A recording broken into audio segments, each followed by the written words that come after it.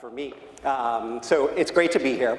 I want to start by telling you a little bit about how I grew up from that theater-loving boy into this money-obsessed grown-up who spends his life thinking about the connections between finances and emotions. And it starts in roughly 1981.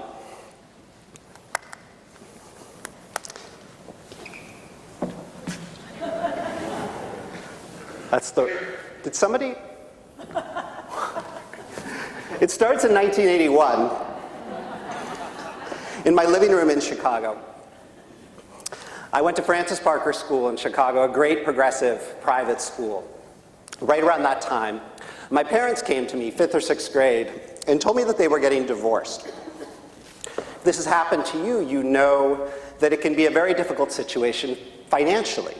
You take one family, one household, you turn it into two. That's a very expensive proposition. But what happened to us next was that one of my parents lost their jobs.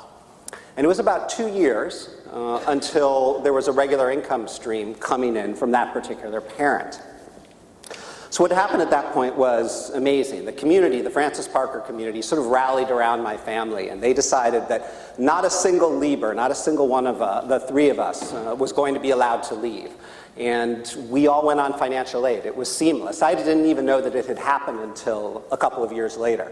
So I didn't have to leave Parker for money reasons. But when it came time to go to college, we did not have enough money to pay the tuition and the room and board at the places that I wanted to attend. So we weren't sure what to do. We didn't know very many people who had applied for financial aid, but somebody slipped my mother a telephone number. It had a 708 area code on it. Does everybody remember that area code? Does it still exist? Yeah, I know they've split them all up, but back when 708 could have meant, any number in the suburbs. So we called it up. There was supposedly this guy who could help people in our situation. He gave us an address, had us come see him in Evanston one afternoon. Turned out this guy was the assistant director of financial aid at Northwestern University. And he ushered us in his side door at 5:01 one afternoon when all of his colleagues had gone home for the night. He closed the door behind him in his office, and we dropped, I think it was $100 in cash on his table. And he proceeded to tell us all of the secrets of the financial aid system. Which number to put in what spot on the FAFSA form, so we would appear just properly situated so that the financial aid gods would shine brightly down upon us. He wasn't encouraging us to cheat, and if we had been applying to Northwestern, he would not have seen us for ethical reasons. But it turns out that he really did have all the answers. I got into Amherst early decision, got an amazing financial aid package, and graduated from there in 1993 with less than $10,000 in student loan debt. Totally manageable amount. So I learned a couple of things from that experience, talking to that guy on that day in 1988 in Evanston, Northwestern. And the first thing I figured out was that the world is filled, the grown-up world is filled with complex systems involving money, and they are made to be hacked. Legally.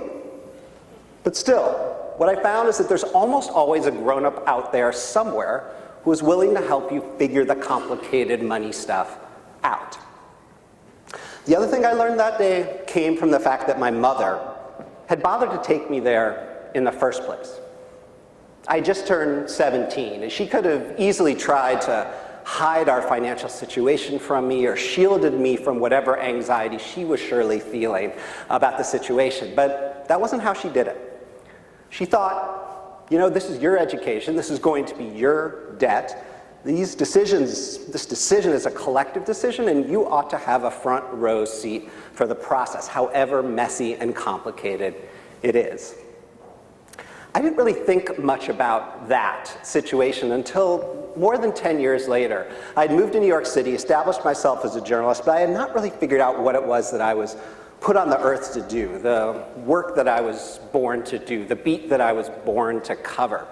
And I was interviewing for a job at the Wall Street Journal in 2002 when they were launching their consumer news section, personal journal section. And they asked me some really weird questions in the interview. They wanted to know all about the consumer snafus that I had conquered in my own personal life.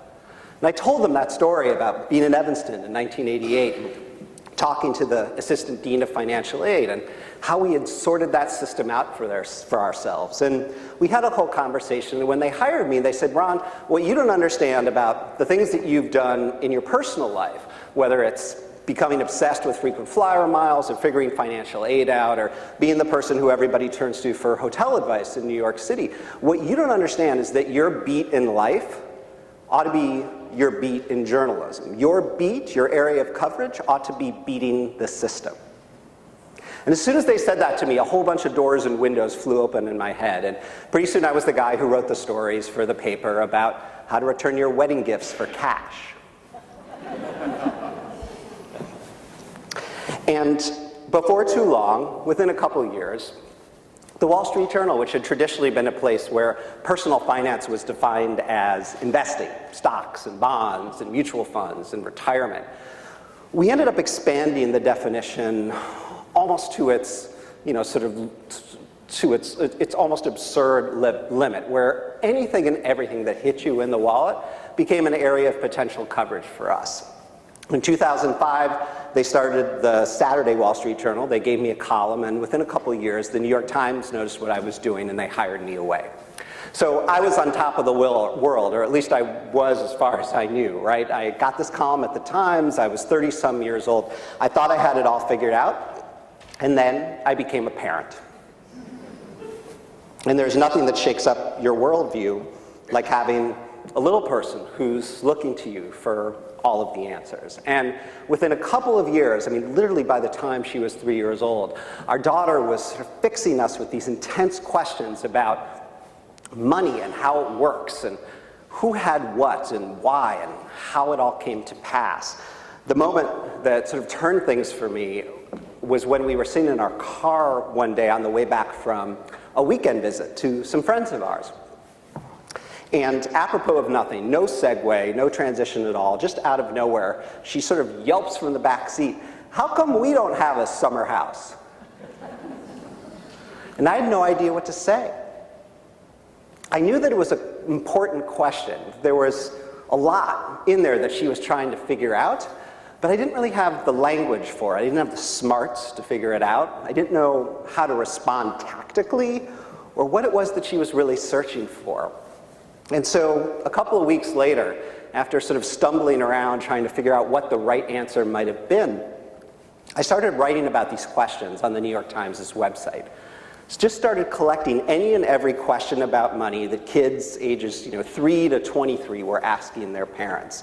And I worked out these sort of rough drafts of answers, scripts really, that readers could use in their own lives. And people came and they commented, and we came up with some pretty good answers.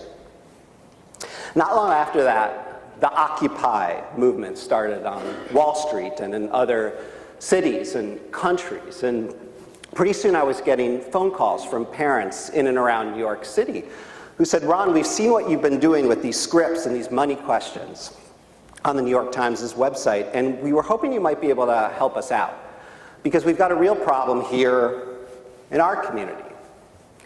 The people with more money than average are trying to figure out how to talk to their kids about the conversations that are going on around who has more and who has less and how that came to pass and whether it's fair. And the people with more, they're starting to feel demonized by all these discussions about inequality. The schools are telling them to tone things down and that the kids should not be talking about their family vacations, and maybe it would be better if the kids weren't taking taxi cabs to school, and the iPhones might not be appropriate after all. And they didn't like that very much. They felt like they were having to apologize not just for what they had, but who they were. And the people with less money than average, they weren't happy either, because their questions from their kids, the things that they were coming home with, were starting to sound like accusations. Why did you decide to be a teacher or a social worker or a psychologist or a journalist, God forbid, when you could have been a lawyer or a small business person or a doctor, and then we would have a nice lake house like my friend does? These questions felt like accusations. And these parents weren't very happy either. They felt like their noses were being rubbed in everybody else's affluence at a time when a lot of people were really hurting. So these parents called me up and they said, Ron, you seem to be working all this stuff out on the pages of the New York Times website. Why don't you come in and speak to all of our assembled parents, the people with more and the people with less, and the faculty and some of the high school kids, and just set everybody straight. So I wasn't sure exactly what to say, except I knew I wanted to take them up on that challenge. These were complicated questions that the kids were asking, but they were urgent ones, too, and it felt like a new area for me, for personal finance. These questions that were pressing, but that parents didn't really have any idea how to answer. So I started with a thought exercise, just to try and figure out what all of those people had in common, what all of us have in common. So I asked myself this: what is the single worst word that somebody could use to describe my child that would be the worst indictment of me as a parent? Right? The single worst word that somebody could use to describe your kid that would be the worst indictment of you as a parent. And the first thing that popped into my head was spoiled. It made the hair rise up on my arms when I thought about it. I think the reason why is because the word spoiled is a verb. It's not just an adjective, right? Spoiled by whom? Spoiled by you, by me, by all of us, right? Because they're not born that way, they're made. And they're usually made that way by their parents. So I thought, okay, well, if that's what we're all trying to solve for, then what's the opposite of spoiled? What's the solution for that? If you look in the thesaurus, you see the word fresh, right? Which isn't particularly helpful in this context. Kids are not vegetables or meat. So that doesn't work. So I sat down and made myself a list of all of the values and virtues and character traits that add up to the sort of grounded, decent kids that we all want to push out into the world one day. Things like modesty and thrift and prudence, and patience, perseverance and grit, generosity, graciousness, sense of perspective on their place in the world.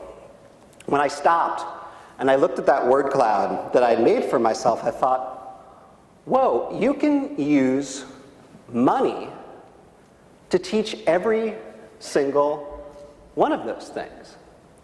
Right? So rather than assuming that our kids' questions about money are inappropriate or rude, rather than silencing them when they ask, what if we did the opposite? What if we embraced those questions and used the answers to steer them, to steer our families on years-long conversations and even around rituals around the answers to those questions? What if we did it that way instead? And so what the opposite of spoiled is, more than anything else, is a solemn promise to our kids that we are going to answer their questions about money honestly, and we're going to do a better job of that than our parents did. Now, I don't know about you guys, but when I started asking questions about money, I quite often got some version of the following answer: that is none of your business. Anybody remember hearing that one? Yeah, I mean, inevitably, it's like half the room. So I'm here to tell you today that way of answering the money question is really not very effective. First of all, it's not true, right? If they live in the household's revenues and expenses absolutely are their business. It has an impact on their daily life. But more importantly, if we shut them down when they have this intense curiosity about matters of great importance, and we tell them that their questions are not welcome, they're going to come to the conclusion that other matters of great importance are probably not up for discussion either. Things like sex or drugs or mental health. Things that we really want them asking about. So if you're trying to figure out how to answer those questions, what your initial comeback ought to be, I actually have a ready-made one for you that we use in our house.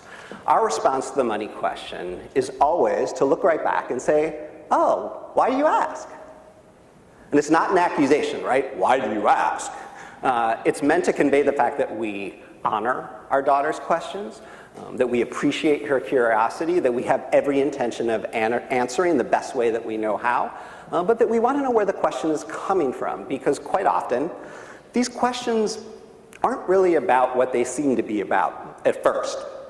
Right? The questions that have numerical answers in particular, right? They want to know how much money you make or how much your house is worth. The younger kids don't generally have the math skills to get 5 or 6 or 7-figure numbers. And even the ones that do have the skills, they don't have the context, right? So when you ask, why do you ask? There's often a reason that the child is wondering. And if you can get to the bottom of that, what you'll find quite often is that what they're really asking is some version of this question. Are we okay? Am I normal? And if we have more or less of this or that thing than everyone else, is that okay? Or have we done something wrong here? So that's why you want to ask. Why do you ask? Because quite often the questions are very different from the ones that initially come out of their mouths. All right, so these are the 3 jars. I put them on the cover of The Opposite of Spoiled for a reason. First of all, I think that they're terrific tools to use as receptacles for allowance. We'll talk about allowance a little more in a moment, but I always get a lot of questions about, how much, starting when, used for what. So let me just give you a few quick bullet points on all of that. I think it's time to start allowance with kids whenever they start asking for things. It can be as early as 3 or 4, as soon as they know that money is not something to tear up and turn into an art project, which some 2- and 3-year-olds will do. I've seen some of the art projects. People send them to me. They're very funny, unless they start with $20 bills, and then they're not so funny. So you start with an amount of money that's roughly equivalent to their age. If they're 5 or 6 years old, maybe you do $5 or $6 a week, divided roughly equally between the 3 jars. And then they use that money over time for things that they want to spend on, save for, or give to. It's as simple and as complicated as that, because the other thing that these jars do is that they're the stand-in for all of those values that we were talking about before, right? So spending is really just another way to talk about prudence and thrift and modesty. And in this instance, I'm not talking about being cheap or even encouraging it. I think what we want our kids to do over time, over 5 and 10 and 15 years of managing their own money before we kick them out into the world, we want them to learn to spend large amounts of money on the things that make them happiest, and not fritter money away on mindless wallet dives and things that are ultimately meaningless. For grown-ups, most of the research has shown that the more money we spend on experiences as opposed to stuff, the happier we are. The research is still out on children, but I'm inclined to believe that the same thing is true. It's better to do things than to have things. So that's where we want to head with the spend jar. Now the save jar is really all about patience and delayed gratification in a world that conspires against waiting in children, right? All of us probably remember having to wait for the television commercials to be over, which kids often don't have to do anymore unless they're watching live sports or the Tony Awards or something. We probably remember going to Blockbuster, right? And there'd be a waiting list and you weren't sure whether the new release was there, and you might have to come back the next day or 3 days later. None of that goes on anymore. They don't wait to use the phone. There are more bathrooms in houses than there used to be. They don't have to wait to take a shower. You can buy your way to the front of the line at Great America now. It's just, it's crazy. And so what this is about is teaching them to wait, because waiting turns out to be a really important grown-up skill. It's sort of hard to save enough money for a down payment on a house, or to save up for retirement over a half a century of working if you don't know how to wait. And the earlier they have these skills in their young adult lives, the better off they're going to be. So that's what the save jar is about. And giving's about generosity and ultimately about gratitude. Now the littlest ones, the ones who are just starting, often have a lot of questions about why they should be giving money away. They just don't get it. And just telling them that it's an important thing to do, or it's what we do for other people, or it's what God wants us to do, doesn't often fly with them. So one way that might help, one thing that's helped in our family, is telling your family's story, your family's history of being helped itself. Almost every family has a history of being helped. Ours goes something like this. On my side of the family, well, I couldn't have gone to middle school or high school or college if there hadn't been helpers back in the 80s and 90s who were giving money to the institutions that educated me so that kids like me who didn't have enough could go.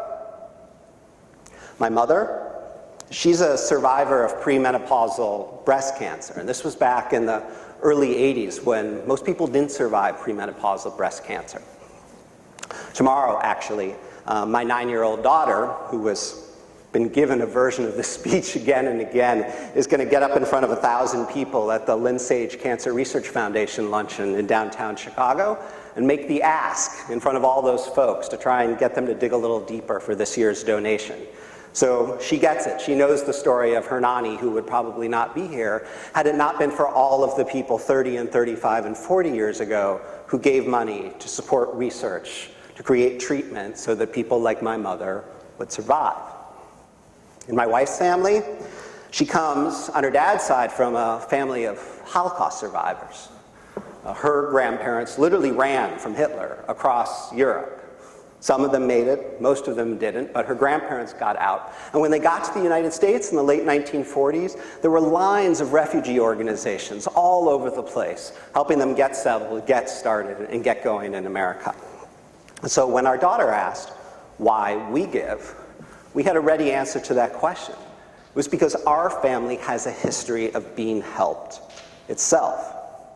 Now, you probably have your own story. I mean, maybe yours is a story of slavery to freedom, or a hardscrabble immigrant tale, or maybe you're collecting unemployment insurance right now. But somewhere along the way, someone helped you, and telling your children that story will help inspire them to give too. So I promised we'd talk a little bit about chores. One of the strongest feelings I have about allowance is that it's not a wage. I think money is a teaching tool, like a musical instrument or art supplies. I think we give our kids money, we give our kids allowance because we want them to practice at it. We want them to get good at it in the same way that we want them to get good at art or sports or music or whatever it is that they have passionate feelings about. So for that reason, I don't think allowance should be connected to the completion of chores. I think kids should just do chores for free in the same way the grown-ups do. There's actually a practical reason for this. I mean, if you turn allowance into a wage, there will come a point when your smart aleck children will look at you one day and say, you know what, I have enough money right now, so I'm not going to do the chores. And then you're in a pickle, right? So you don't want to be backed into that logical corner. Better to start with the understanding that these things are separate. Which is not to say that I don't think kids should be doing chores. I actually think kids should be doing a lot of chores. I think they don't do enough chores. And in part of my reporting for The Opposite of Spoiled, I went out and tried to find places where a lot of work was being done by children. Quite often when there are a lot of kids in the house, they create, sort of exponentially more mess than one or two kids will. So I went to visit some large families just to see how they ran things. And I ran into some of the most extraordinary chore charts. This was the magnetized one at a family that I visited with in Utah. I still don't know what an entry bench is. We don't have those in Brooklyn. But that's chore number 5. All the chores are numbered, and they're divided into columns, and the kids move them around according to which ones they've done on which day. They have their little magnetized labels. They wash the light switches. The door between the mudroom and the kitchen gets really dirty when you have 6 or 7 kids.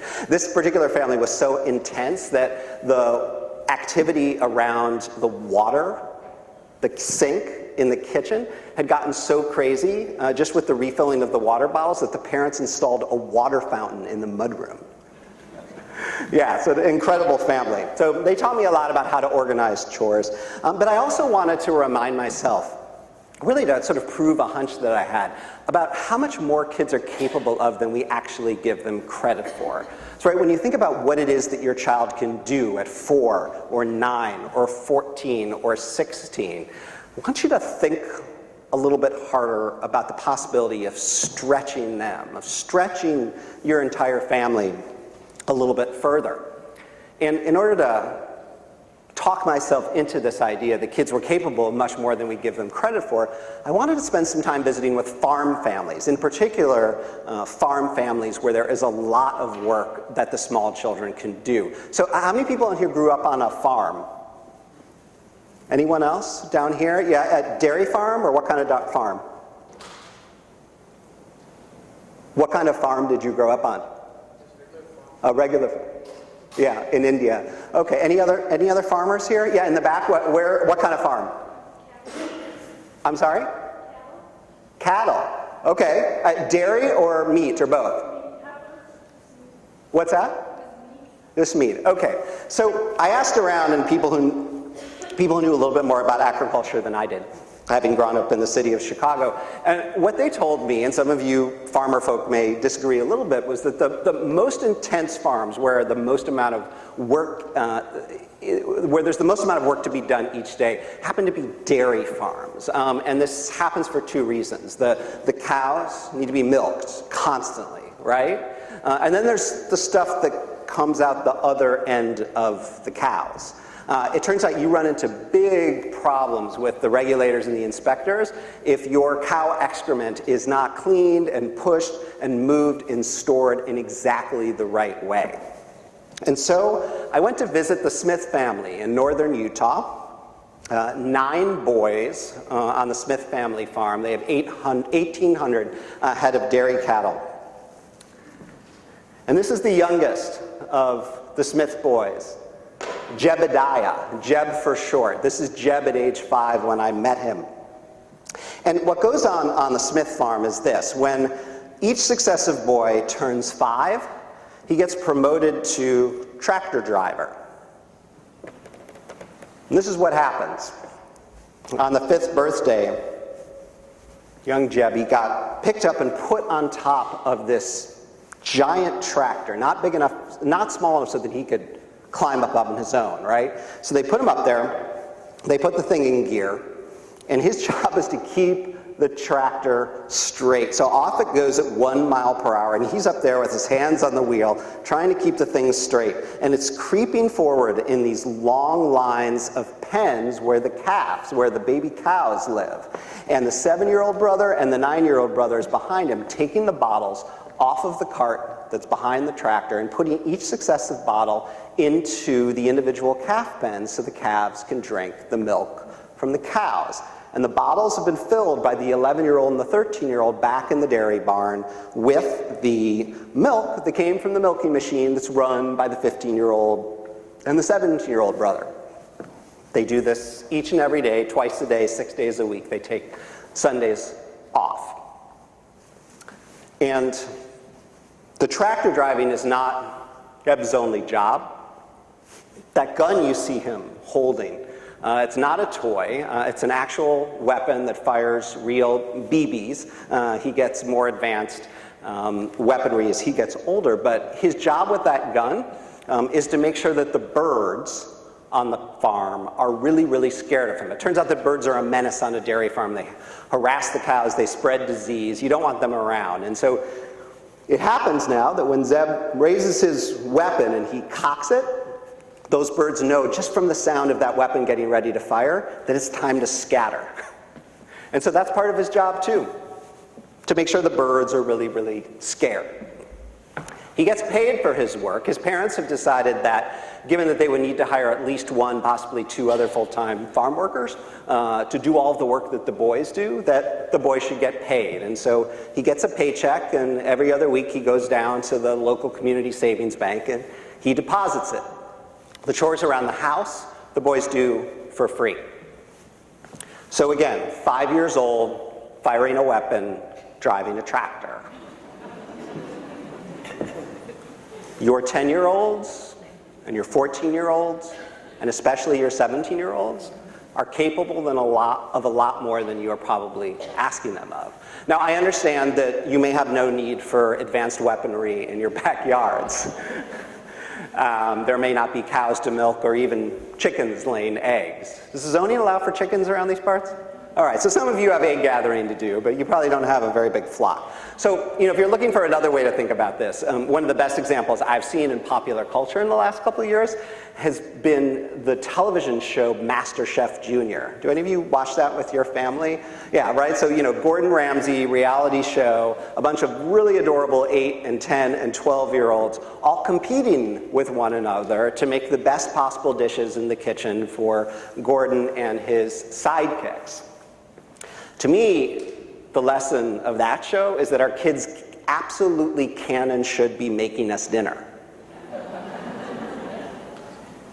I didn't come up with this idea myself. It wasn't some revelation that sort of popped over my head like a light bulb while we were watching. It was from the reaction of my daughter. She watched that show and she said, I can do that. And it turns out, with a tiny bit of supervision and a little bit of training, she could. She can make basic meals, the things that she liked to eat.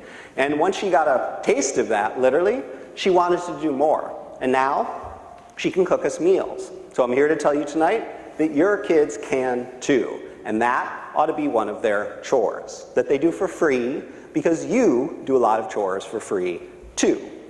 And doing chores, doing work around the house, and making sure that things are orderly and well taken care of is just part of the way that we express our love for one another.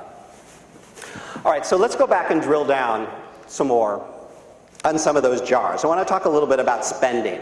What are you all laughing at? Do those boots look familiar to anybody here? Yeah, all right. Is there anybody in the room who's never heard of hunter boots? It's okay. I didn't know what they were either when I started my reporting. Raise your hands if you don't know. Excellent. All right. So I think it's always a good sign if there are a lot of people in the crowd that don't know what hunter boots are. Because some places you go, everyone knows where hunter boots are. And I started thinking about hunter boots because I was reading Paul Tuff's book, How Children Succeed, which is a terrific book. Some of you may have read it. And just in passing, he mentioned being at a nice private school in Upper Manhattan where all of the 16-year-old girls in the room had hunter boots, except for one. And I thought, what is this about? And I had to look up to see what they were, and then pretty soon I started seeing them everywhere. And it became a sort of totem for me in my reporting. So I get a lot of questions about what it is the kids should be spending money on, and how you tell the difference between a want and a need, how you explain it to kids. Well, one way to do it is through clothing, right? Kids need clothes. They're constantly growing out of them. And if you live in a place like this where it rains sometimes, they probably need rain boots, right? We all agree we want their feet to be dry. So the question you're asking, really about every item of clothing in your house, every single thing that you buy for them, right, is at what point does the need turn into a want? So I started drawing this sort of horizontal line for myself, where you had need on one end and want on the other, and you had to figure out sort of where to draw your own vertical line in the middle to figure out kind of where you stood, right? So if you think about it in terms of rain boots, over here on the left you have the sort of $20 generic ones that you can buy at Target. Over on the right you've got these hunter boots, about the fanciest rain boots that you can buy for a child. And they're $60, $70, $80, $90, depending on when and where you buy them. So we made a decision in our household that we were going to draw our vertical line at the place where the Land's End price point was. Right? Now, I grew up around these parts, talking on the phone at, 1-800 Land's End to the nice ladies up in Wisconsin. Have always been a Land's End guy myself, right? High quality, fair prices. I'm wearing a Land's End shirt right now. And so we said to our daughter, here's the deal. We are willing to buy you rain boots at Land's End for $40 or $45, or whatever the equivalent is at some other store, the $40 or $45 version of the rain boots that you definitely need. And if you want the hunter boots, or something else that's fancier than whatever it is that Land's End costs, if you want to go over to the right side of the Land's End line, you're going to have to pay for the difference yourself. It'll come out of your allowance, it'll come out of extra money that you earn, it'll come out of money that you get on your birthday or the holidays, but this is our definition of need, and where need turns into want in the rain boot category.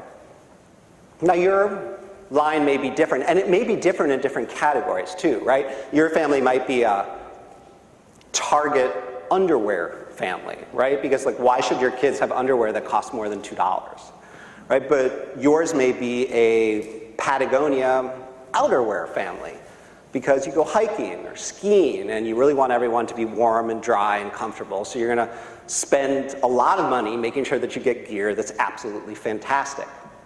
No judgments here. To me, the only bad line is the one that isn't explained to kids, because if they don't know how you're making these decisions, they're just going to be confused. And how will they know how to make decisions themselves once you start giving them more leeway? So one of the very first talks I gave about this subject was a woman down in the front, and when it came time for Q&A, she raised her hand with great urgency. She said, "Ron, I got this really intense question from my 11-year-old son the other day, and I didn't know what to say. And he has a sister who's 14 years old, and he looked me square in the eye and he said, 'I do not understand why you will not buy me a carnivorous plant terrarium because you're willing to pay for my sister's hunter boots.'"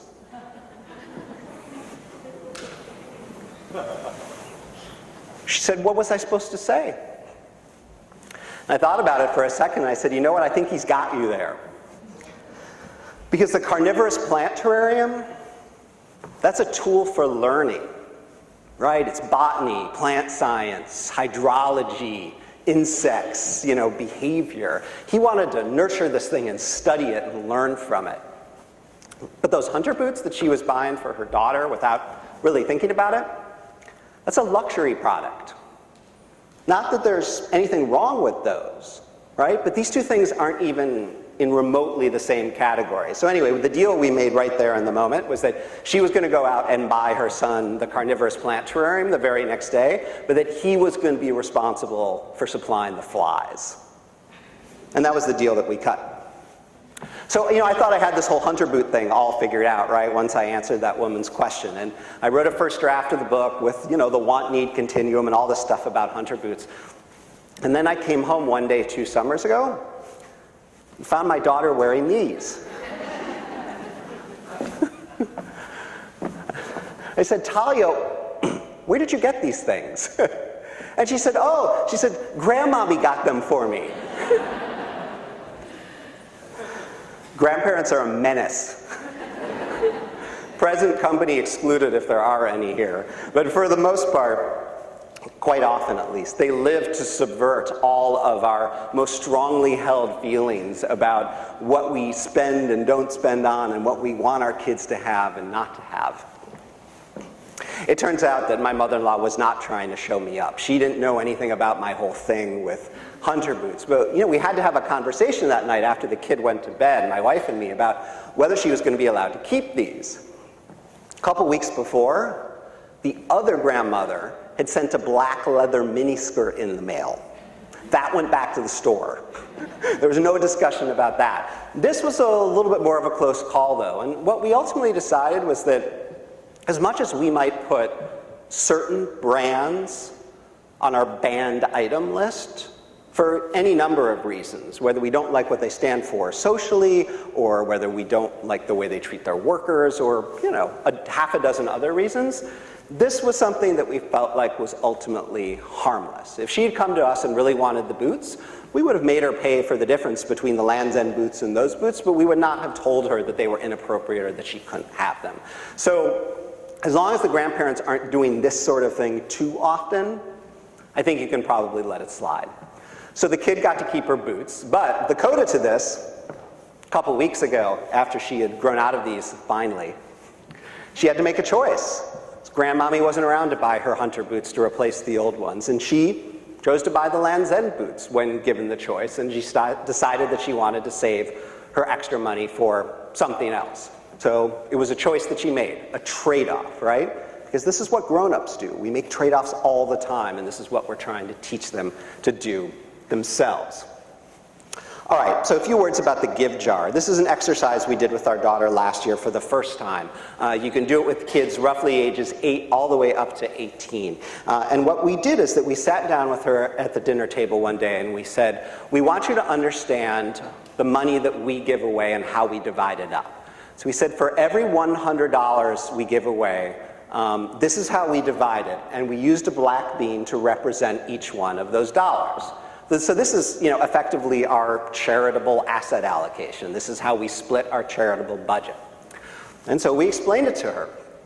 We talked to her about river blindness, how we feel like it's very important to give money to help organizations to help people in the world who have the least. River blindness is a devastating disease. It's curable if only the people in the right places have the right medicine. By giving just a couple $1,000s a year, you can definitively save lives. And this is something that we felt very strongly about. So we told her about that. We told her that we support the organizations, the schools that helped me when I didn't have enough money. And there's the breast cancer organization and the American Jewish World Service, and we want to help the elderly Jews in our community who are not as fortunate as Talia's great-grandmother, the Holocaust survivor, who is still alive. We celebrated her 89th birthday this weekend. So we walked through all of that stuff.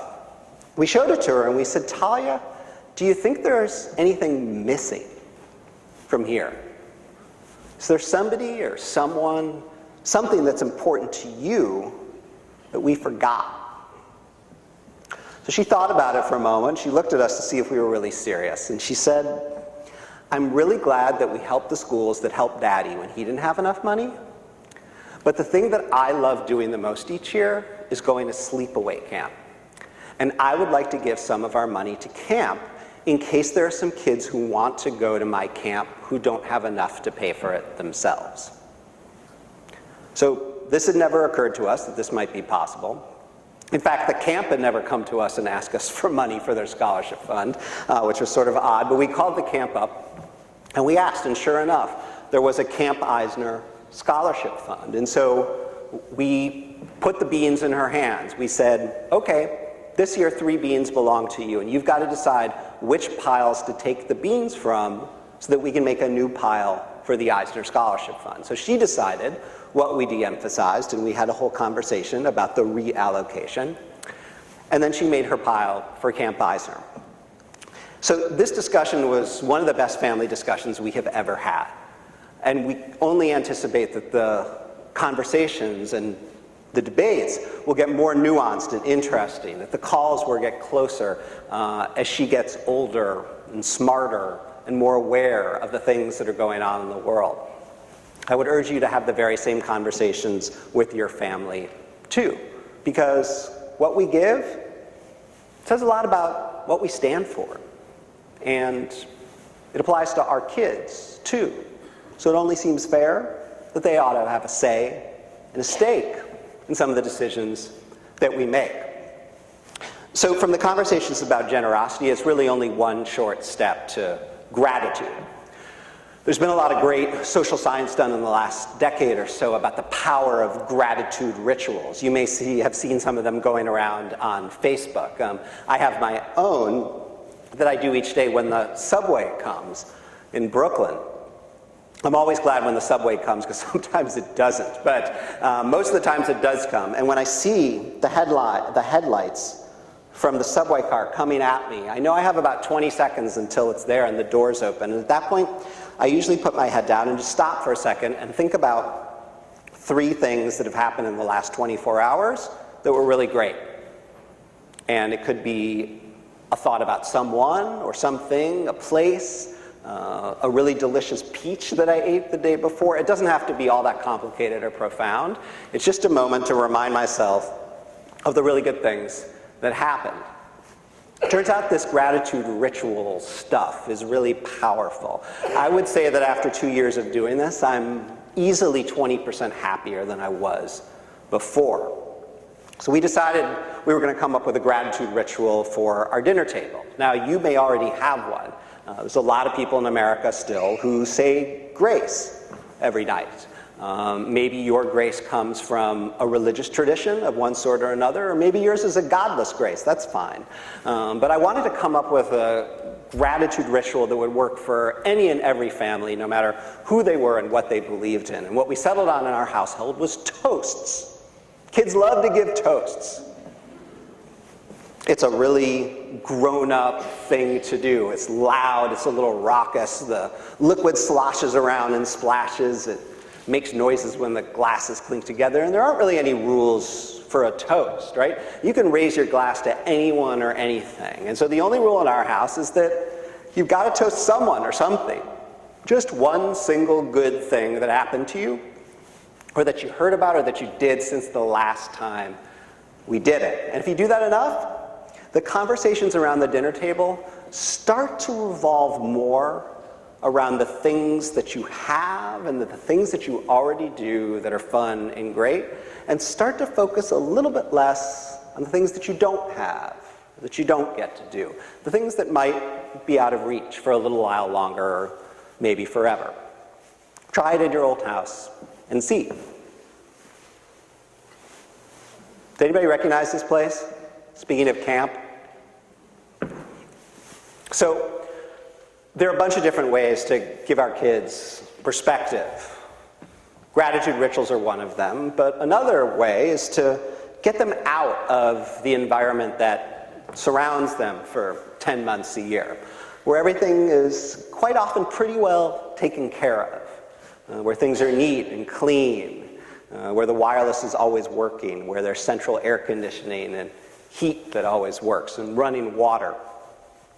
And as I went out and looked for perspective-making institutions where we might send our children in the summer, I found myself searching for the sorts of camps that are not so much back to nature as they are back to the land, or back 50 years, or 100 even, back to when there wasn't electricity or running water or indoor plumbing. I found the best version of this that I know of at a place called Pine Island. It's a 2.5-acre island in the middle of a lake in the middle of the state of Maine. Pine Island has about 90 boys who go out there each summer for 6.5 weeks at a time. They live in open-sided tents. They bathe naked in the lake with biodegradable soap. The boaters have learned to avert their eyes over the years. But the thing that the boys love taking you to do when you go to visit Pine Island for the very first time, they love taking you to go to the bathroom. This is the perch. That's how they refer to it there. It's the largest compostable toilet I have ever seen. The boys sit or stand there, and you have to walk up about 15 steps to get to the perch. It has this beautiful view of the lake out the screened-in windows that face the toilets, and that's the first place they take you to when you visit the island. They're very proud of it, and you walk in, and inevitably there's someone sitting or standing there, and they sort of wave hello to you, and you sort of wave hello to them, right? And they say, "Would you like to go to the bathroom?" And you say, "Oh, maybe I'll come back later," right? So I asked the camp's director, Ben Swan, what this was all about, this perch, this bathroom with no doors. And he said, "Ron, we get a lot of kids here from New Canaan, Connecticut." Now, New Canaan is, an upper middle class suburb like any other one, like this one, or, Highland Park or Palo Alto. I mean, name your favorite suburb. He said, "The problem with New Canaan is that nobody needs you in New Canaan. But here on the island, where there's no power and there's only running water in the mess hall, where there are no sides to the tents, where there's no place to bathe except in the lake, where there's no computers or spring-loaded aerobics floors or jet skis on the lake or trampolines," he said, "the only fun we have here on Pine Island is the fun that we create together. That's why everyone is needed." He said, "So we don't need all that other stuff. We don't even need walls in the bathroom or stalls. The only thing that we need here is each other." To me, that was profound. I thought, wow, I would like to have my daughter go someplace like that, where everything that surrounds her during the year is stripped away, and at the end of the summer, she just might come to the conclusion that all of that stuff that she has and that she gets to do during the year isn't actually necessary. Now, there are other ways to remove kids from all that surrounds them during the normal school year.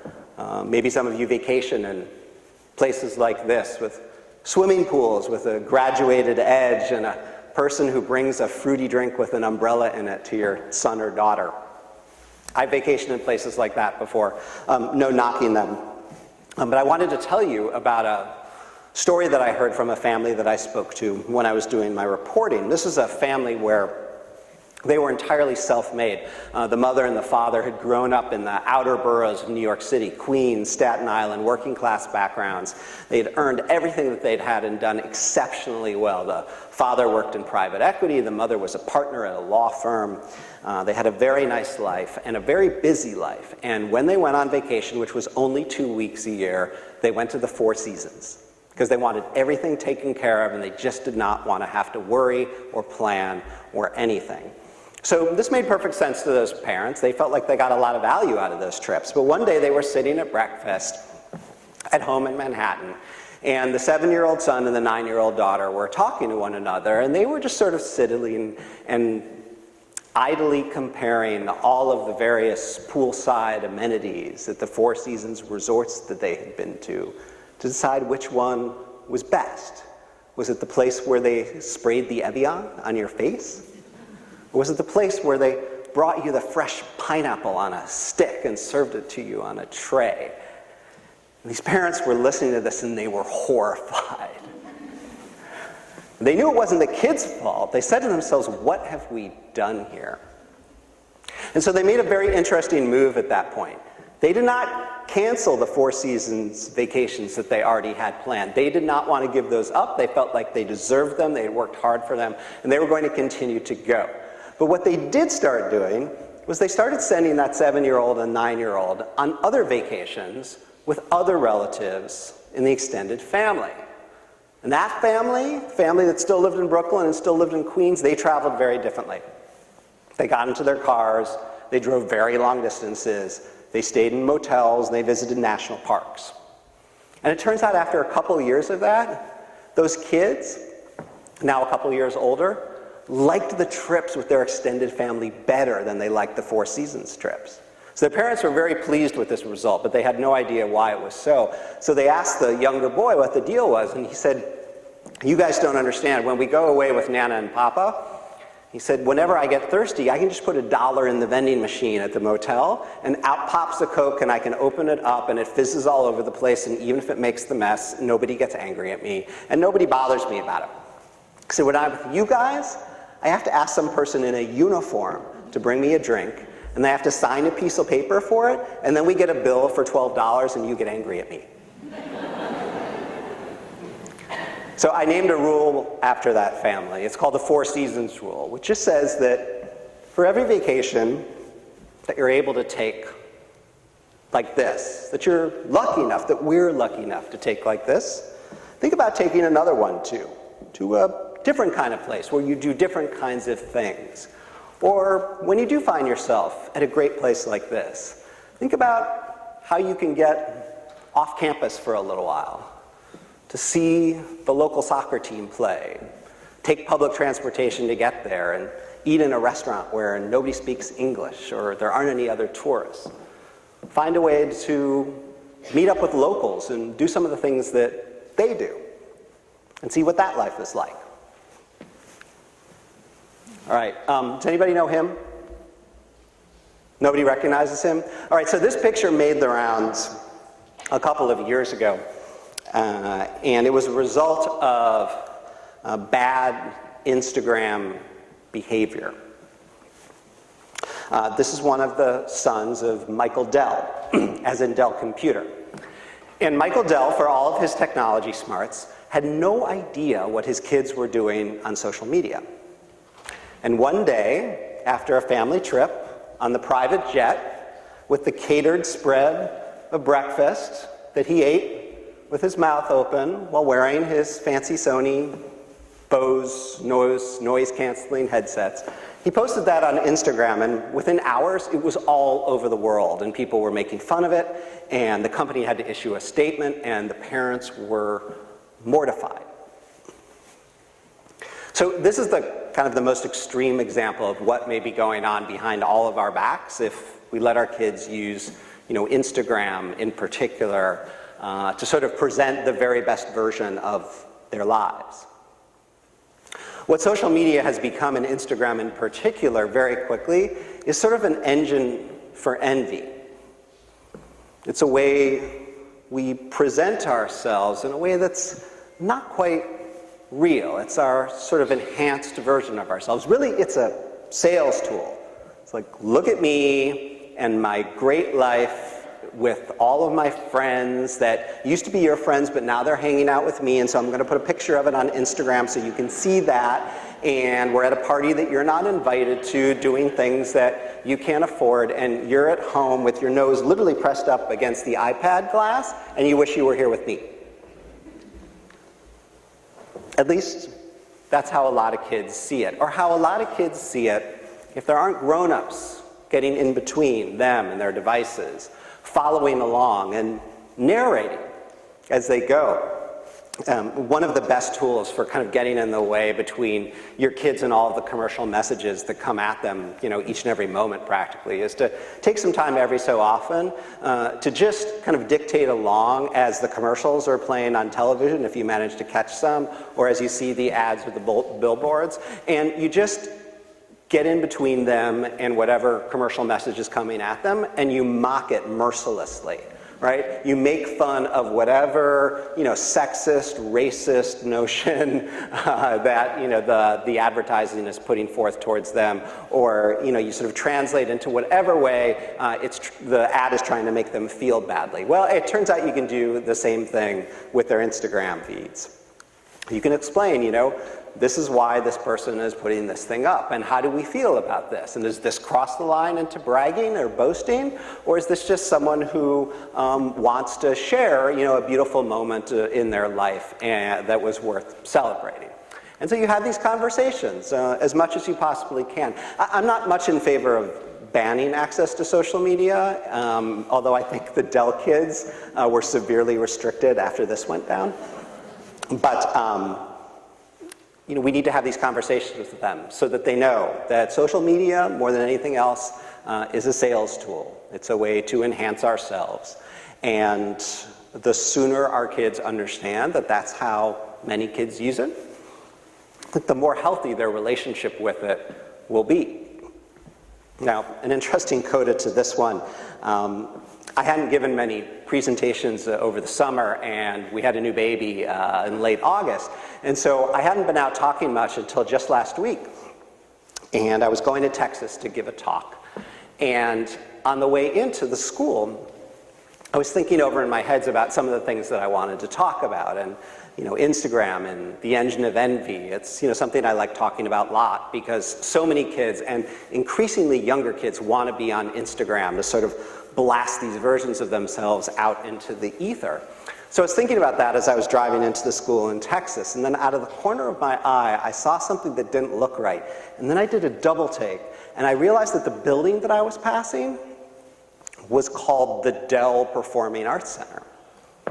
And I got into the school, and I asked about it, and they said, oh yeah, the Dell kids went to school here. Frantically scrambling to get the slide out of the presentation lest I offend somebody and get kicked out.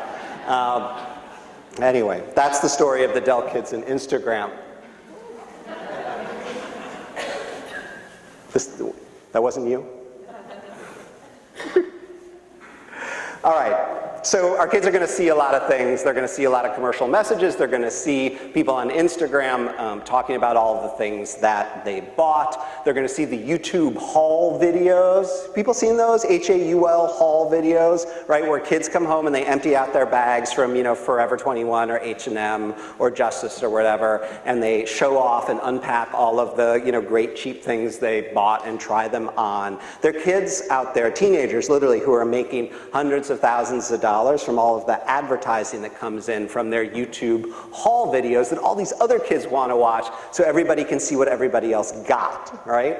So one way or another, whether it's from the TV commercials that they may not see anymore or these haul videos or Instagram, our kids are going to want stuff, and we're going to have these conversations about the things that they want, right? One of the things that they want earliest, one of the most expensive things that they want earliest, is an iPhone. Now, I think the best solution here is to sort of ditch our first version, version 1.0 iPhones on them with the wireless carrier that doesn't work anymore and make them use it as an iPod for a couple of years. That's sort of the best way to teach them. But in fact, there comes a point, 5th, 6th, 7th grade, when they probably need a phone, a communication device that has voice service and, most importantly for these kids, texting. It's just how they communicate with one another. It's often how coaches or even teachers communicate with them. So, I've come to grips with the fact that phones are a need now as opposed to a want. But smartphones, not a need. There's no need for traveling internet access, right? So if this is something that our kids want, there's nothing wrong with that. There's nothing wrong with wanting something that's shiny and great and fun. But if they want it, they ought to pay for the difference between the dumb phone that they need and whatever that would cost and the service associated with it, and the smartphone that they want. So that's whatever it is, $100 or $200 for the hardware, or maybe you let them buy your old iPhone 4 from you on the cheap.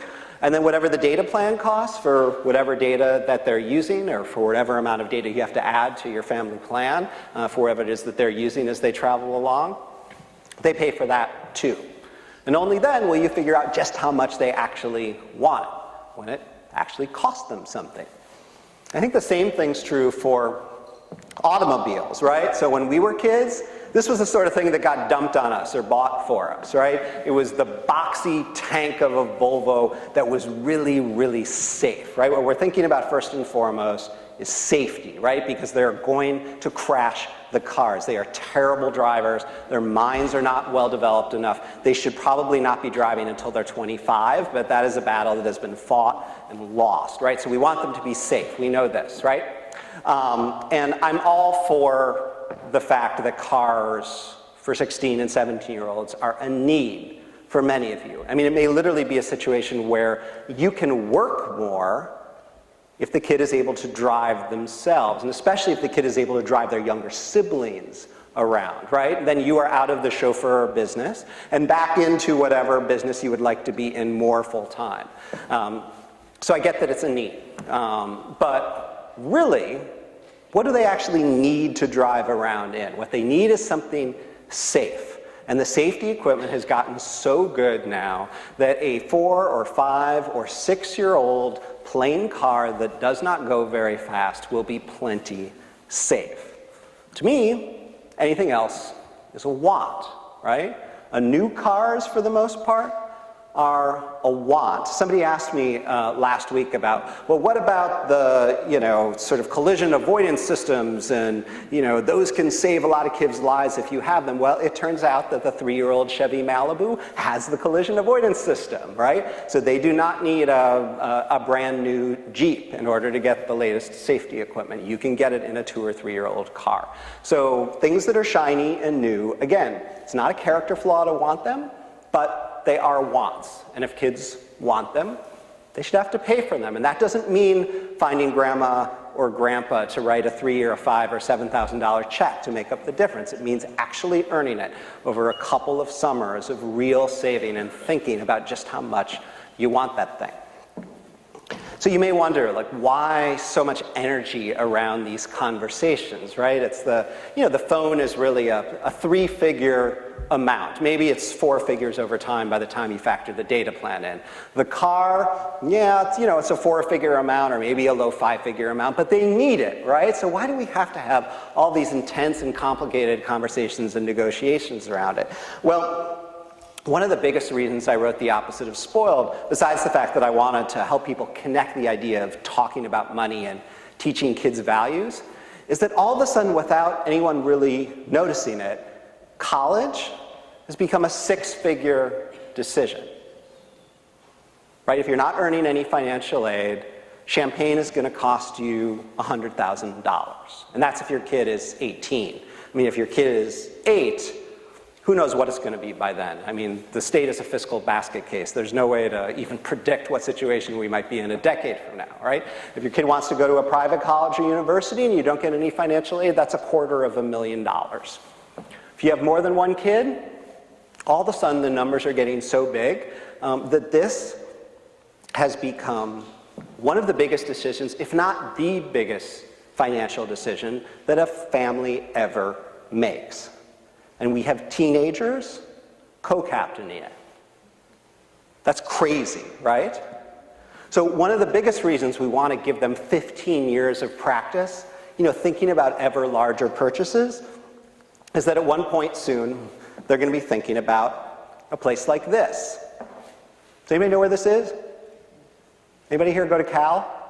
So this is the University of California at Berkeley.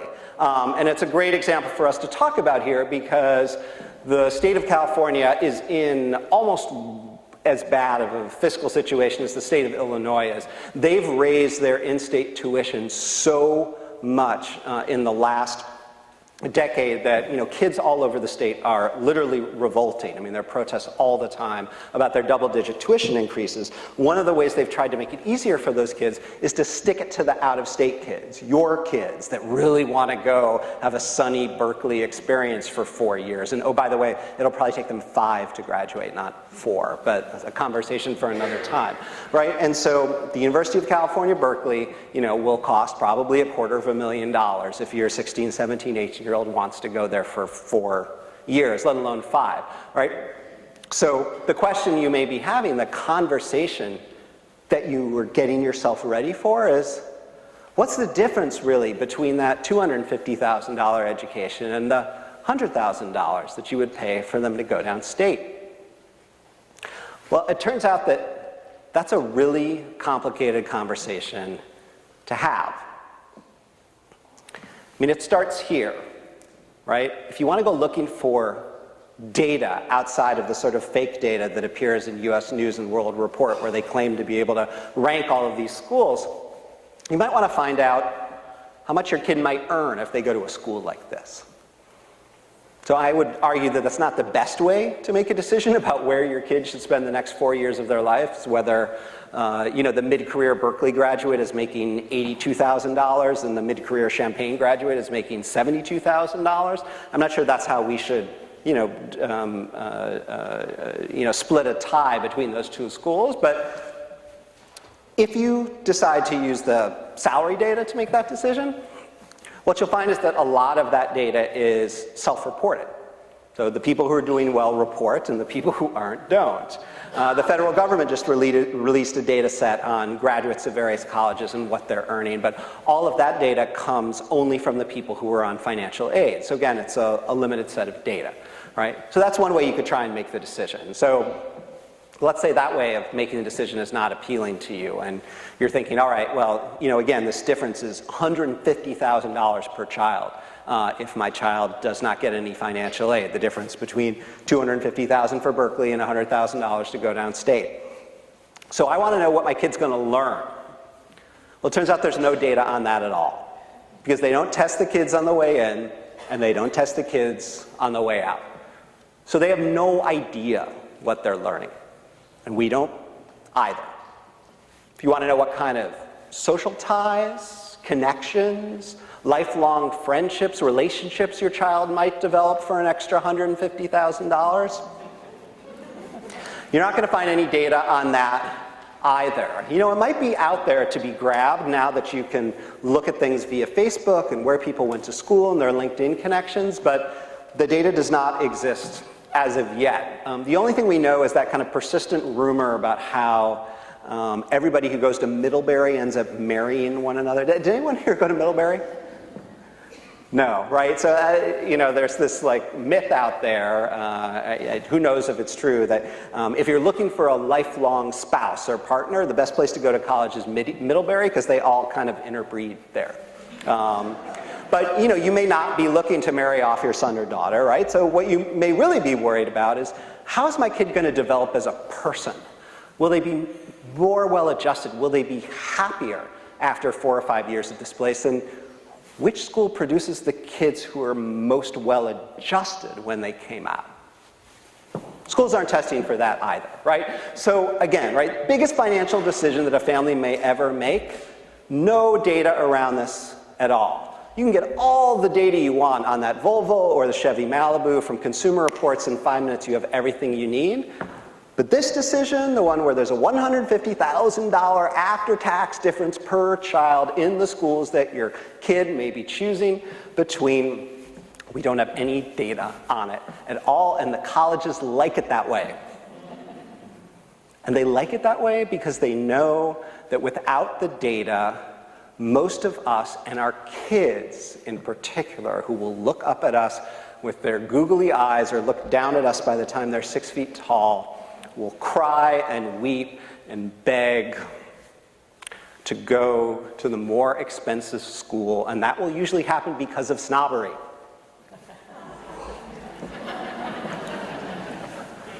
Right? The sticker on the window, you know, more expensive is better than less expensive, small is better than big, you know, brand name is better than non-brand name. We know how this goes, right? And so this decision that's all mixed up with feelings and money is what we're really getting them ready for. They're going to have a lot of questions as we go on. If there's anything I want you to take away from tonight, it's this, is that their questions, each and every one of them, about money, as challenging as they may be, as much as they may feel like they're a direct attack on the choices that you've made, as much as they may make all of us feel just a little bit defensive about what we're doing and how we're making our own choices or what everyone around you in your community is doing, we should always welcome those questions, because each and every one of those questions leads to ever bigger decisions that our kids are going to be a part of. And all of those answers can help them figure out what we stand for and all of the values and virtues and character traits we want to imprint upon them as we push them out into the world. Thank you.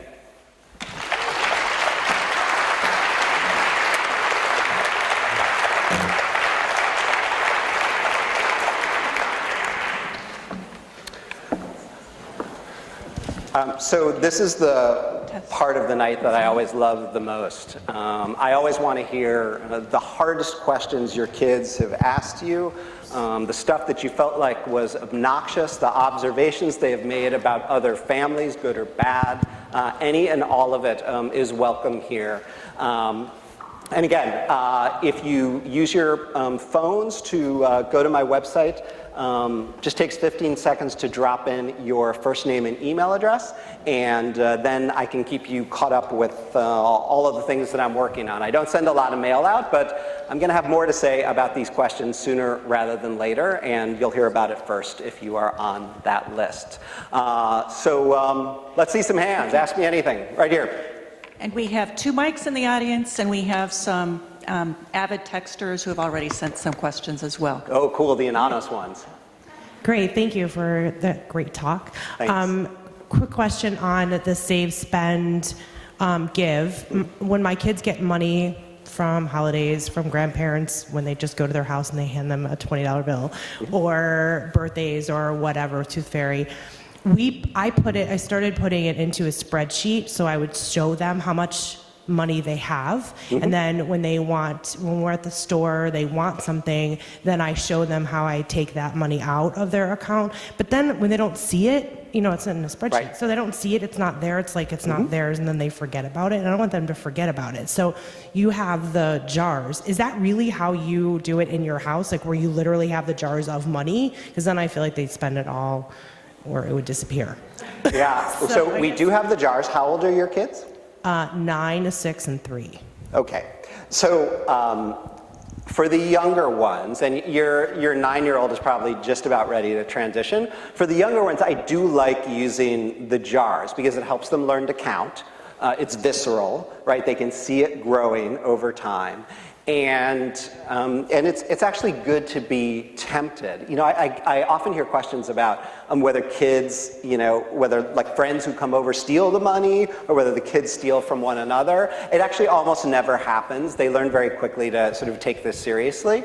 And for ones that there are various ways you can, teach them appropriate lessons about why that's a really bad thing. But I like the fact that the physical money is there, because then they see it, every day. They think about it, they think about their goals, and, and they can spend and save and give accordingly. Now, there comes a point, and you may have reached that point before you even started, especially with 3 kids, where it just becomes a total pain, right? Because you need all these singles, and my wife and I joined the credit union in our office building just so we could always break a 20 and get 20 singles whenever we needed it. So there will come a point when it's a pain, and maybe around 9 or 10 or 11 when if you start to let your child use devices of various sorts, that you can move things over to an app that they have access to. Allowance Manager is one that a lot of parents like. FamZoo is another really good one. And those work the same way as your spreadsheet. Sort of virtual money flows in. You can keep track of extra work that they've done and sort of give them credit accordingly. And then when they're ready to cash out, they say, I'd like to spend this or I'd like to do that. And then you go into the app yourself with your own login and you subtract the money and hand over the cash, or you could give them sort of a prepaid debit card that they can use to spend themselves.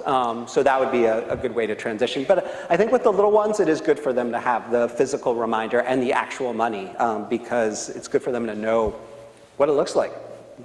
Okay, we have a 2-part texter question, also about jars.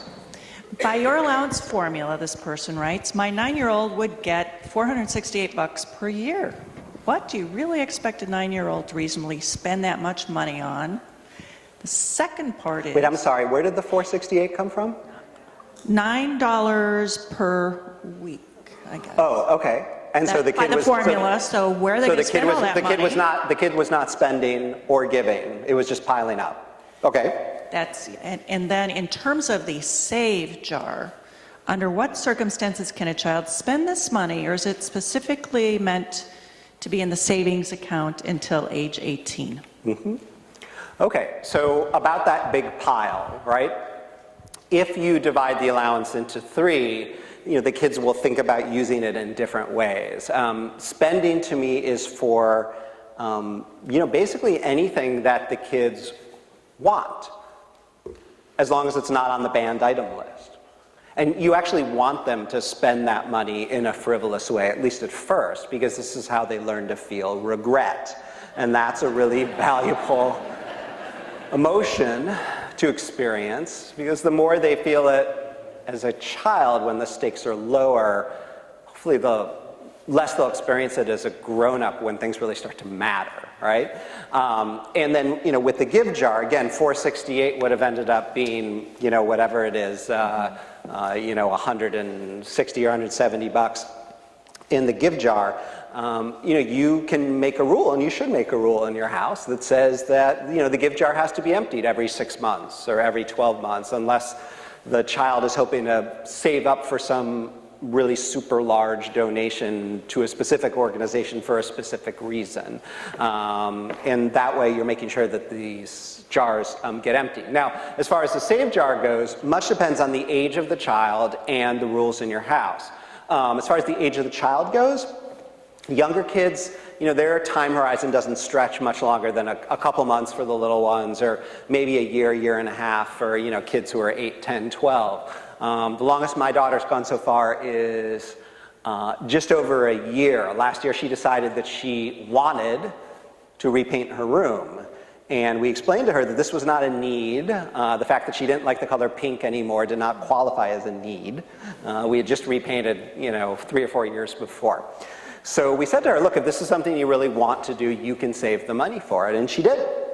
And between her birthday money and her holiday money and the save part of her allowance, she managed to put aside a couple of $100. And then she went and picked out the paint chips and negotiated with the handyman. And you can imagine this poor guy had no idea what hit him, right? It's like, how do you say no to a 9-year-old with a big pile of bills in her hand? So she got a really good deal from the handyman. And then with the older kids, now, look, I mean, yours may be a family where you cannot afford to pay for all of college out of the parent or parents' income, at which point you're going to say to the kid, the save jar, starting from a very early age, is going to be for college because we're going to need all the savings we can get. Or yours may be a family that could write a check out of current income for the University of California at Berkeley at $65,000 a year, but you are unwilling to do that. And in fact, you are going to force the kid to pay for the entire first semester of tuition. There are lots of affluent families that do that because they feel like it's important for their kids to have a stake in this. So much will depend on the rules in your house. But to me, the save jar is always for something that takes at least a couple of months to pay for, so that kids can learn to be patient.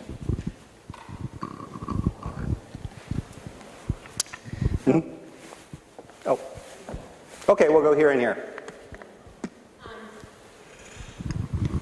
So I feel like a cash machine a lot because they have an allowance and then they spend through it, and then all their friends are going to Great America and they need money for food, or there's always a movie or whatever, and they do save a little bit, and we try to encourage giving as well, but they're always out of money, and I keep giving them 10s and 20s, and I feel like I'm not really teaching them a lesson, but I also don't want them to sit at home when all their friends are doing things.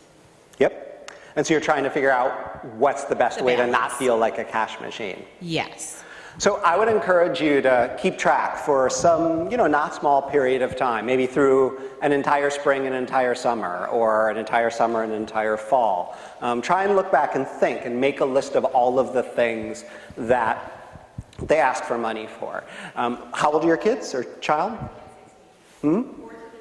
Yeah, okay, so this is the perfect age for this exercise. I mean, what a lot of parents do when their kids become teenagers is they go to them and they say, look, we are now going to stop paying for anything that you want, unless it's your birthday or the holidays. And so we're going to get you all the things that you need, and we're going to go through a bunch of want-need continuums, right, and define what need means in our house for when it comes to athletic equipment and musical instruments and all of the clothing and outerwear and underwear. And we're going to make a big list of all of those things, and we're going to look at the recreational activities that we're willing to spot you for. And we're going to hand over that entire lump sum. You're going to get the, $480 you need for clothing or whatever it is for the next 12 months, and the $220 for athletic gear, and your Great America budget for the summer is going to be $160 or whatever it is, that pays for a little bit of it, but not so much. I mean, the big idea here with allowance isn't so much to set a specific amount, but you want to hit that sweet spot where they're getting just enough so they can do some of the things that they want, but not so much that they don't have to make a lot of really hard choices. Because that's what grown-ups do, and we're in the grown-up making business here. The question that I have is about taxes. About taxes. How do we introduce that concept, and at what age should we introduce that concept? At what age should we introduce the concept of taxes to kids? So there are some parents who hand over the allowance and then immediately take back 30%. And that's the way that the kids learn about taxes. Now, I think that's a perfectly reasonable thing to do, as long as that 30% ends up in a transparent place. It could literally be a glass jar that sits on top of the refrigerator, or someplace else where that money ends up being used for the benefit of the entire family. Because that's what taxes do, at least at their best, that's what taxes do, right? We pay taxes to the government, and the government provides useful services that matter a lot to us or matter to other people in the community who, we want to be taken care of, right? And so in order to follow that to its logical conclusion, it's not just that the 30% goes back into your bank account and they never see it again. They should understand what that money is being used for. So maybe that 30% goes towards a vacation, or maybe it goes towards something new that the family wants but doesn't need. And as that tax jar grows over time, it eventually gets drained for that thing that everybody has had their eye on. So that's certainly one way to do it. I think it's also important for all sorts of reasons for kids to work in at least one summer during high school, preferably more. And one of the ways that that teaches them about how the world works is that money may well be set aside for taxes. So I know teens generally don't owe a ton of income tax, or they may not owe any at all. But this is the time when it's good to sort of talk to them about how the money gets taken out. Maybe even show them one of your paychecks, if you get a regular paycheck, that shows how your money is taken out. I can't tell you the number of people in the course of my reporting who come to me and told me about weeping 23-year-olds who have just graduated from college who walk into their office not understanding who this FICA person is and why 25% of their money is gone. You laugh, right? But these kids are negotiating starting salaries out of school and making budgets for themselves and buying cars and taking out loans and signing leases for apartments without understanding that 25% of their money is going to disappear. So it's absolutely essential that they know it. I'm glad you're thinking about it. Okay, another text question. My 11-year-old loves gadgets. He always wants to buy gimmicky stuff like sunglasses that take secret videos that would cost $80. I know he'll use these items once I get bored with them, so I don't let him buy them. However, he argues it's my money. How do I handle this? He is willing to spend his money, but I don't want him to make a lot of foolish purchases. So they're not foolish to him, right? And the point at which they become foolish to him, he'll learn not to make them anymore. And there will certainly come a point when there are things that he wants that he can no longer get because he's bought a lot of foolish things.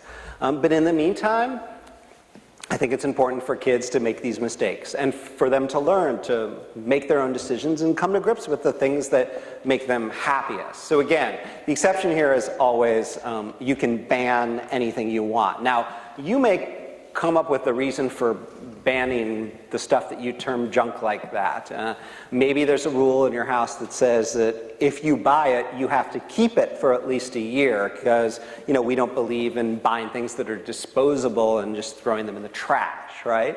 Or maybe there's a rule in your house that says that for every new thing that you buy, or every 5 new things that you buy, you have to find a way to give away or recycle 2 or 3 of the things that you already have. That's a great toy rule for younger children, but that's another way you can sort of keep a lid on the junk that's flowing into your house. But again, I would encourage you to let them make their mistakes, to let them make their own decisions, as long as these things are not on the banned item list. I think we ought to let them have a go at it. We've done the save and spend thing in our house for years. And one of the things I do to encourage my kid with the save is we match it when he goes to put it, when they go to put it in the bank. But along those lines of the spending, they are teenagers now and they are spending more. I'm in the same group with Cheryl back here where they want to now go to Great America, and by the 3rd trip there, they didn't understand that it's $20 for food every time. So do you encourage when they are a little bit older, are there other ways? They do chores at home that they don't get paid for. They get allowance, but are there other ways that you would encourage for them to earn money? I mean, it's not legal for them to work, but other ways for them to make that money? Yes. So there are plenty of things that fall outside of the regular everyday or every week chore. So think about the things that you normally pay people to do in your house, if you do pay people. Now, there are plenty of families that can't afford that, or there are families that have sort of made a decision that, we're going to do everything ourselves, and that's kind of part of our family ethic. But if there are things that you pay other people to do that the kids could potentially do themselves, or if there are one-off chores, and, there's stuff that comes up seasonally, or other things that you might otherwise hire somebody to do, you could have them do it. And you could pay them for those extra one-off things, and that's a way for them to earn money. Many parents don't want their kids working a regular part-time job during the school year. I totally understand that. You should know that all of the studies that have been done on this show that it's actually good for the kids and their academic performance improves. Many parents are just sort of resolute about that, so that's fine. But entrepreneurial activity, occasional or more than occasional, even entrepreneurial activity, is a great way for kids to earn money on their own. There's almost always something in the neighborhood within walking distance that a kid is capable of doing for someone else that they are willing to pay for. And so maybe it is, babysitting or mother's helper kind of stuff, and that goes for boys too. I mean, there are so many parents of younger boys who would love to have an older boy around to be a babysitter, so those jobs go wanting all the time. Maybe it's computer assistance, maybe it's yard work. It could be, all sorts of things, pet care, home sitting. For kids who are creative, there are all sorts of things that they can do. And yeah, by all means, let them earn their way into an extra day at Great America. But again, you talk about the food, right? The food at Great America is terrible, right? So, have that conversation with them, right? Sit down and say, all right, here's the most that, a day at Great America could cost potentially.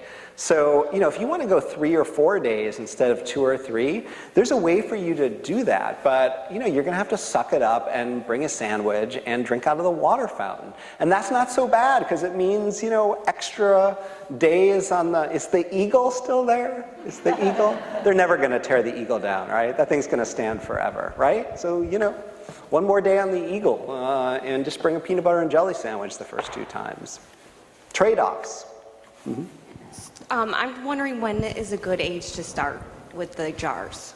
Sure. I would start the jars as soon as they start asking about or for money. That can start as early as age 3 or 4. But, if they haven't started asking about it until kindergarten, that's fine too. Oftentimes the tooth fairy, the first time when the tooth fairy comes is a great time to start because at that point they're getting money that feels like theirs for the very first time and they realize quite quickly that they don't have enough.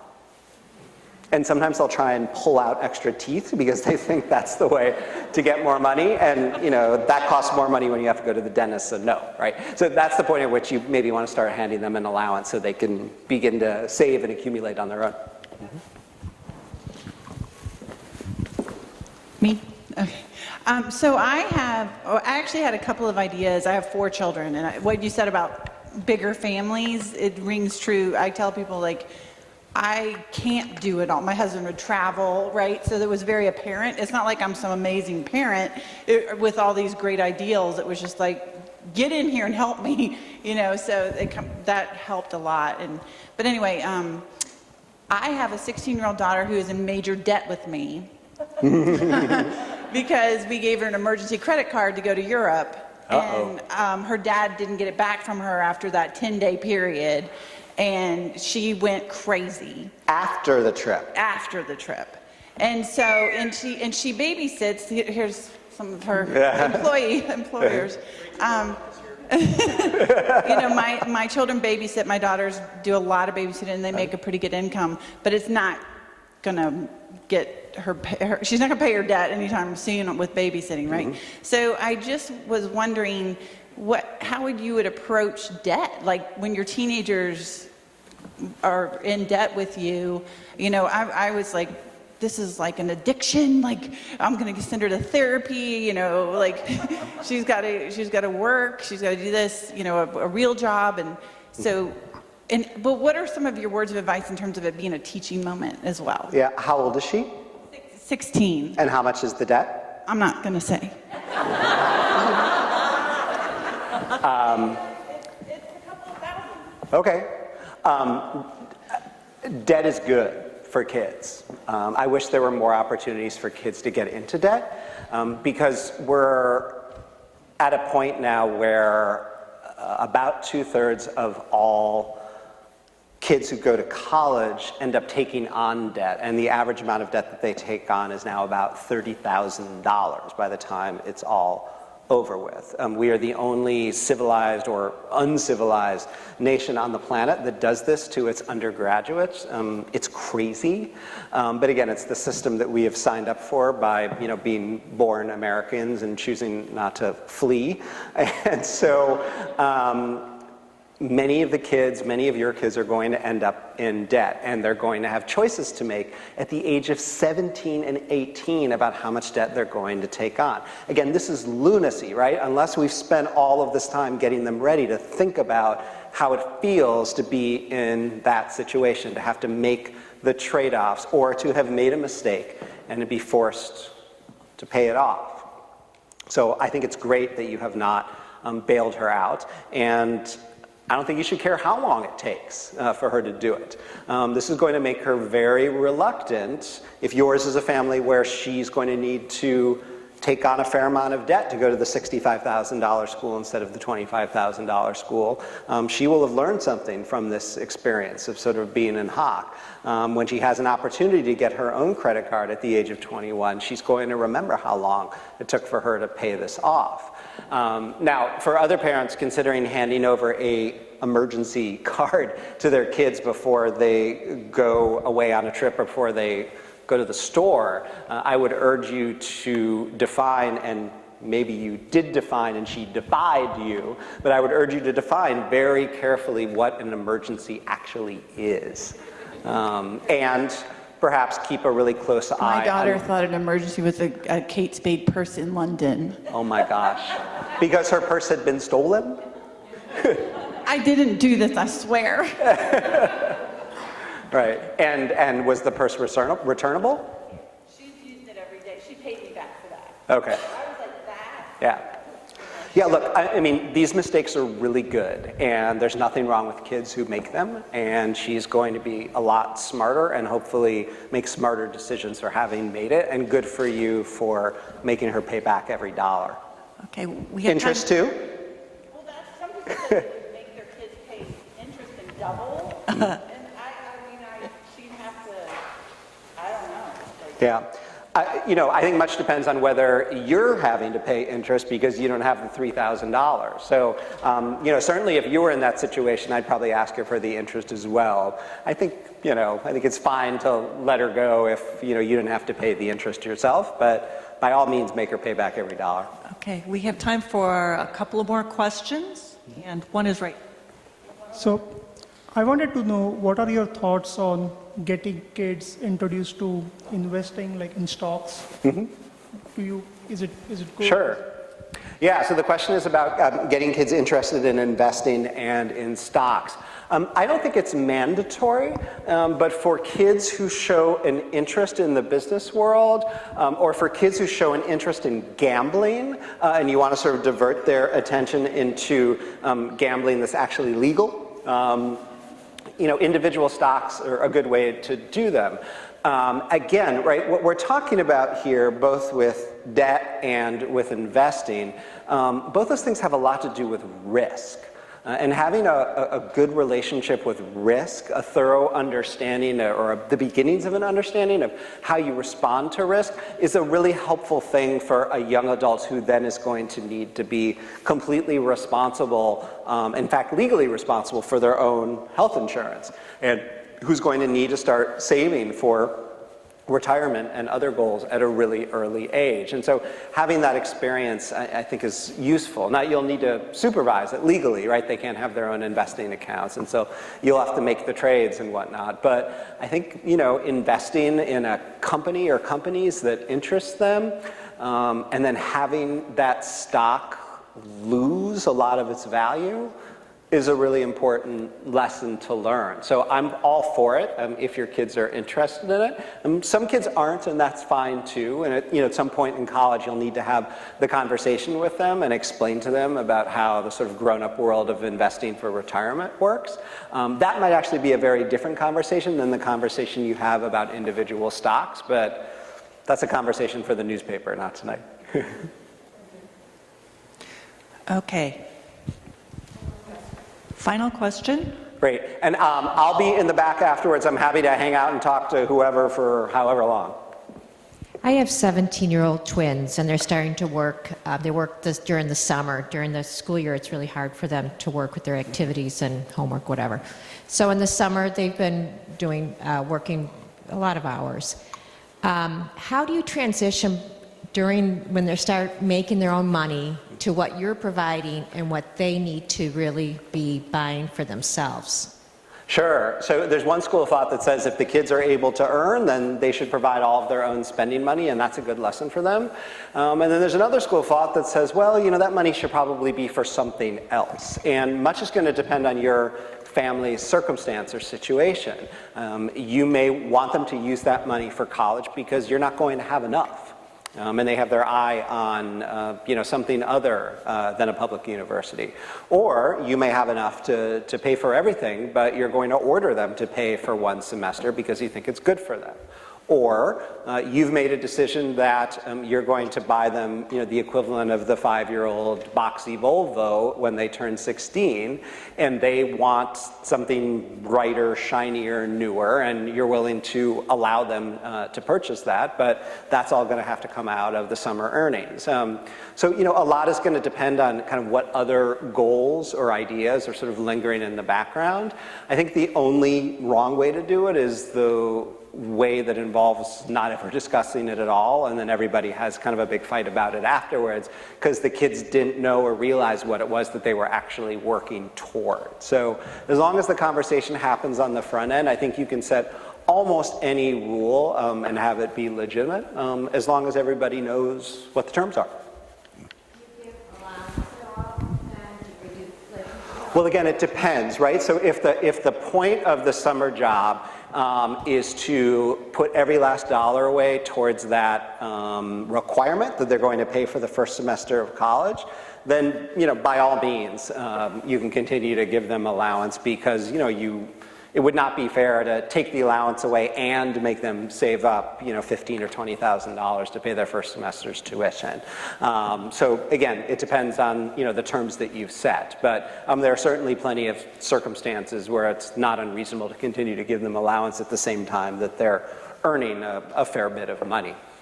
So again, thank you so much. Sign up at ronlieber.com to keep in touch, and I'll see you in the back. Thank you. Thank you. And reminder, the book will be on sale out in the Glass Commons, and sign up for our Parent Book Jam to continue the discussion on October 29th. Thanks.